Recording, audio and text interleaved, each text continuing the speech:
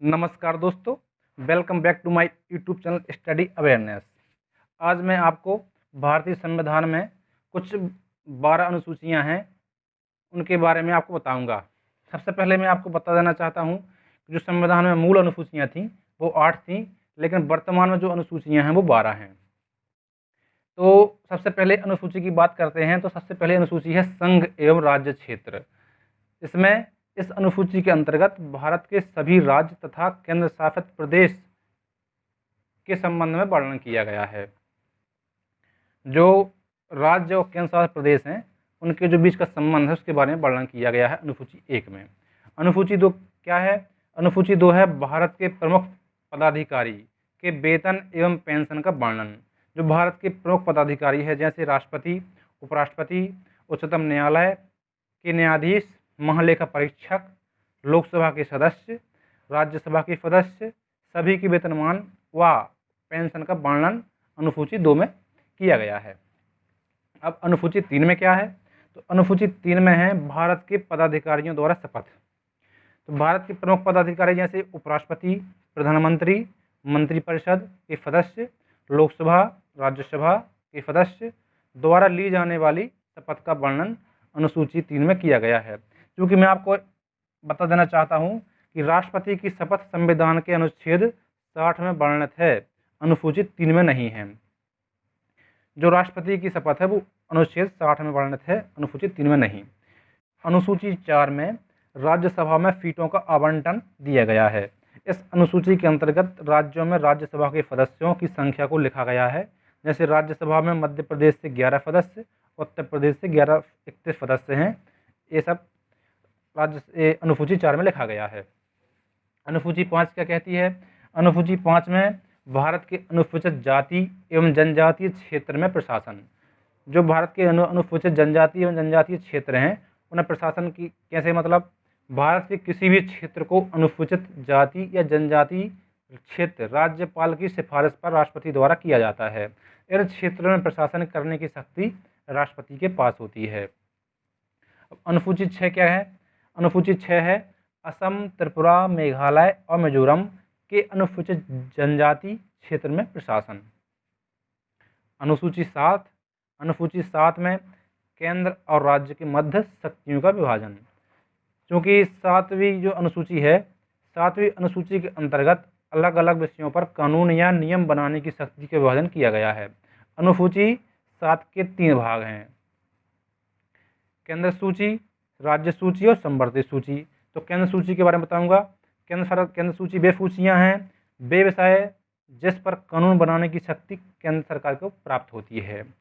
वर्तमान में केंद्र सूची में 100 विषय हैं जैसे रक्षा, रेलवे, परमाणु ऊर्जा आदि। राज्य सूची की बात करते हैं तो राज्य सूची वह विषय जिस पर कानून बनाने की शक्ति केवल राज्य के पास होती है। वर्तमान में राज्य सूची में 61 विषय हैं जैसे पुलिस, खनिज, उत्खनन आदि। राष्ट्रीय आपातकाल की स्थिति में राज्य सूची के विषय पर कानून बनाने की शक्ति केंद्र सरकार को प्राप्त हो जाती है। अब तीसरी सूची है वो है संवर्ती सूची। वे विषय जिन पर कानून बनाने की शक्ति केंद्र और राज्य दोनों को प्राप्त होती है, संवर्ती सूची कहलाती है। वर्तमान में संवर्ती सूची में कुल 52 विषय हैं। संवर्ती सूची है उसमें कानून बनाने की शक्ति केंद्र और राज्य दोनों को प्राप्त है, ये संवर्ती सूची है। तो वर्तमान में संवर्ती सूची में कुल 52 विषय हैं जैसे शिक्षा, वन, स्वास्थ्य, परिवहन आदि। यदि संवर्ती सूची के किसी विषय पर केंद्र और राज्य में टकराव होता है तो केंद्र का कानून मान्य होगा।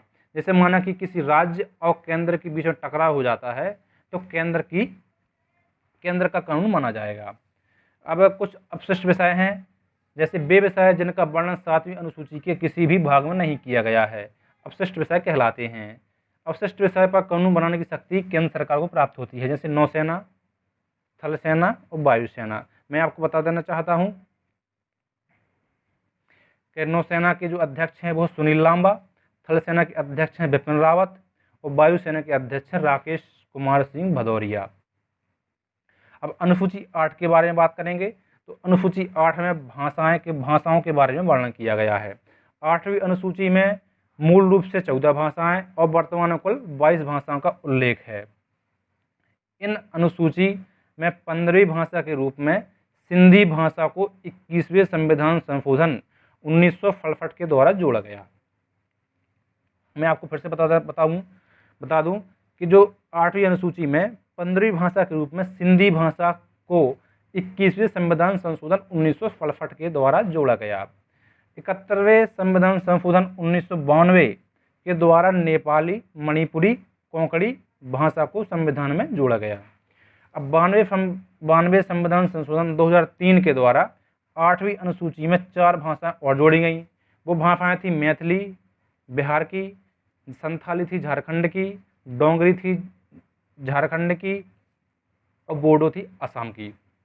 अनुसूची 9 की बात करते हैं तो अनुसूची 9 में भूमि अधिग्रहण संबंधी नियम हैं। इस अनुसूची को प्रथम संविधान संशोधन के द्वारा 1992 में जोड़ा गया। अब अनुसूची 10 की बात करते हैं तो अनुसूची 10 में दल बदल कानून की व्यवस्था दी गई है। जैसे अर्थात कोई भी विधायिका का सदस्य है और वह अपने को छोड़कर किसी अन्य दल में चला जाता है तो उसे उस सदस्य पर दल बदल कानून होता है। 10वीं अनुसूची को 92वें संविधान संशोधन 1985 के द्वारा जोड़ा गया। जो 10वीं अनुसूची थी उसको 52 संविधान संशोधन 1985 के द्वारा जोड़ा गया। अब बात करते हैं अनुसूची 11 की।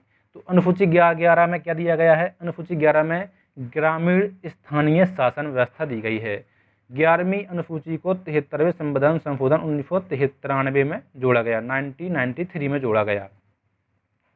अनुसूची 12 जो अनुसूची सफल अंतिम अनुसूची है, इसमें नगरीय शासन व्यवस्था दी गई है। 12वीं अनुसूची को 74वें संविधान संशोधन 1993 में जोड़ा गया। इसी के साथ अनुसूची खत्म होती हैं। कृपया आप मेरे चैनल को सब्सक्राइब करें, शेयर करें और बेल आइकन को दबा दें। धन्यवाद।